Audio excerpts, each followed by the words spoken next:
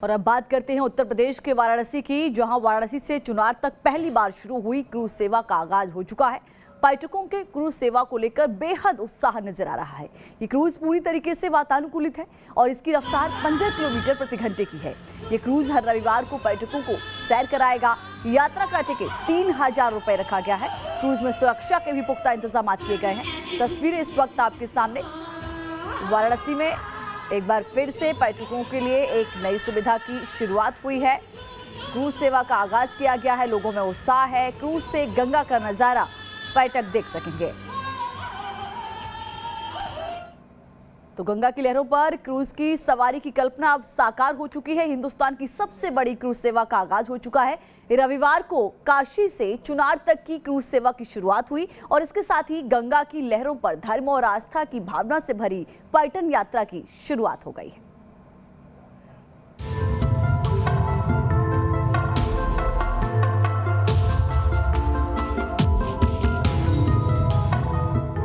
गंगा पर तैरते क्रूज में बैठकर सफर करने का सपना अब साकार हो चुका है।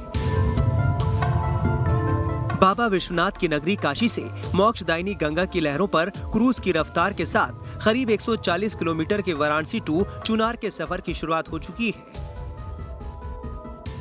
गंगा की बल खाती लहरों के बीच अपने पहले सफर पर रवाना हुए इस क्रूज पर सवार यात्रियों के लिए ये क्रूज सेवा गंगा सफारी भर नहीं, बल्कि धर्म और अध्यात्म का वो सफर है जिसके सपने उन्होंने सालों से संजोए थे। पर्यटकों में जाहिर सी बात है बहुत उत्साह था। काफ़ी उन्होंने सबने आनंद उठाया इस यात्रा का, दर्शन का भी, चुनार किले का भी भ्रमण किया और खान पान की जो व्यवस्था थी उसको सबने बहुत उत्साह के साथ एंजॉय किया और लाइव म्यूज़िक का भी इंतजाम था जो उसमें भी सबने बहुत बढ़ चढ़ के भाग लिया।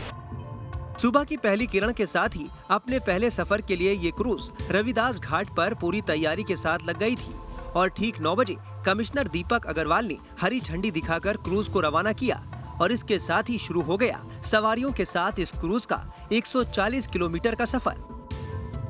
क्रूज पर सवार सैलानी गंगा की लहरों के साथ अध्यात्म की उस यात्रा पर निकले जिसकी पहले कल्पना भी नहीं की गई थी, लेकिन ये कल्पना साकार भी हुई और काशी टू चुनार का ये सफर शुरू हो गया।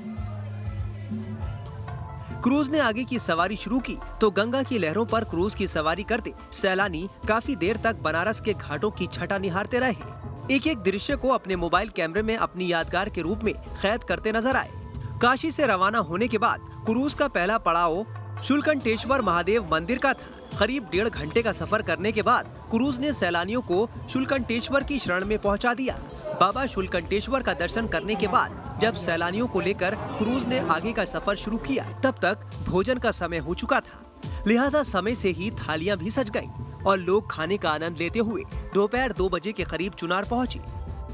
पैकेज टूर के तहत सैलानियों के लिए चुनार में घूमने का इंतजाम किया गया था। सैलानियों को चुनार किले में सोनवा मंडप, रनिवास, भरतहरि की समाधि, मुगल कालीन बारादरी और पुराने फांसी घर ले जाया गया।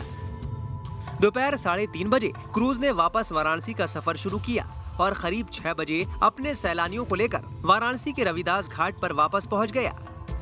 पूरे सफर के दौरान सैलानियों के मनोरंजन के लिए विशेष इंतजाम किया गया था। क्रूज पर म्यूजिशियन की एक टीम लगातार मुसाफिरों को एंटरटेन कर रही थी।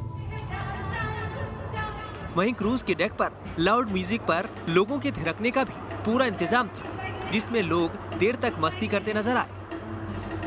गंगा की लहरों पर क्रूज के सफर की सबसे खास बात यह है कि ये यात्रा लोगों को जितना ही लुभाने वाली है, उतना ही इसे मुसाफिरों की सुरक्षा के लिहाज से सुरक्षित बनाने की भी कोशिश की गई है।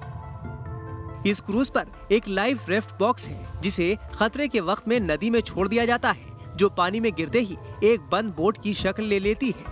इस बोट में 20 लोग आराम से रेस्क्यू किए जा सकते हैं। बोट में फर्स्ट एड बॉक्स, डेली इस्तेमाल के सामान और सैटेलाइट को सिग्नल देने का एक यंत्र भी फिट किया गया है। वाराणसी वापसी के बाद मुसाफिरों ने खुशी जाहिर करते हुए इस सफर को एक यादगार सफर बताया। मुसाफिरों का कहना था कि बनारस में गंगा की लहरों पर क्रूज से इस तरह का सफर करने की उन्होंने कल्पना नहीं की थी। इस तरह का बनारस शहर में हम लोग एक्सपेक्ट नहीं करते थे कि बनारस में भी इस तरह का क्रूज सर्विस मिल सकती है, जो आज की डेट में हम लोग गोवा या अन्य कहीं पर देखते थे। लेकिन आज जो बनारस में अलकनंदा क्रूज लाइन की तरफ से ये जो शुभारंभ किया गया, बहुत ही ऐतिहासिक, अद्भुत। क्रूज के पहले सफर से उत्साहित क्रूज संचालक कंपनी का कहना है कि जल्द ही सैलानियों की रुचि बढ़ाने के लिए लगातार नए प्रयोग किए जाएंगे। लोग लगातार एक्सपेरिमेंट करते रहेंगे कि थीम बेस करते रहेंगे, थीम्स को चेंज करते रहेंगे। और बाकी अभी हम लोग आगे जो देख रहे हैं कि एक नयापन रहेगा मार्कंडे महादेव वाले टूर में भी। उधर डॉल्फिन्स की साइटिंग भी गंगा जी में बहुत अच्छी होती है, तो वो एक बड़ी नई चीज़ रहेगी सारे पर्यटकों के लिए। क्रूज के पहले सफर की सफलता से प्रशासन का उत्साह भी बढ़ा हुआ है। वाराणसी के कमिश्नर ने दावा किया कि क्रूज सेवा शुरू होने से काशी में पर्यटन को बढ़ावा देने में काफी मदद मिलेगी। Inland waterways authority of India द्वारा ये 2 बोट टूरिज्म विभाग को दी गई थी, जिसको हम लोगों ने पर्यटन विभाग के माध्यम से पीपीपी मॉडल पे एक वेंडर को दिया है, जिसका मेडन ट्रिप चुनार तक किया जा रहा है और काफ़ी बड़ी संख्या में पर्यटकों ने इसमें रुचि दिखाई है।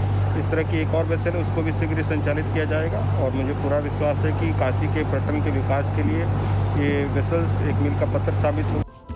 वाराणसी से क्रूज सेवा की शुरुआत करना प्रधानमंत्री नरेंद्र मोदी के ड्रीम प्रोजेक्ट्स में से एक है। अब इसकी सफल शुरुआत ने काशी में पर्यटन विकास के नए रास्ते खोल दिए हैं। बनारस दुनिया का सबसे पुराना शहर और जाहिर सी बात की जाए धर्म की दृष्टि से धर्म की राजधानी कही जाती है, और ऐसे में पर्यटक के लिए हमेशा से ही यहाँ आना अपने आप में एक अलग ही अनोखा अनुभव कराता है। और अब क्रूज की सवारी इस अनुभव को और भी बढ़ा रहा है और पर्यटकों को अपनी तरफ खींचता हुआ दिखाई दे रहा है।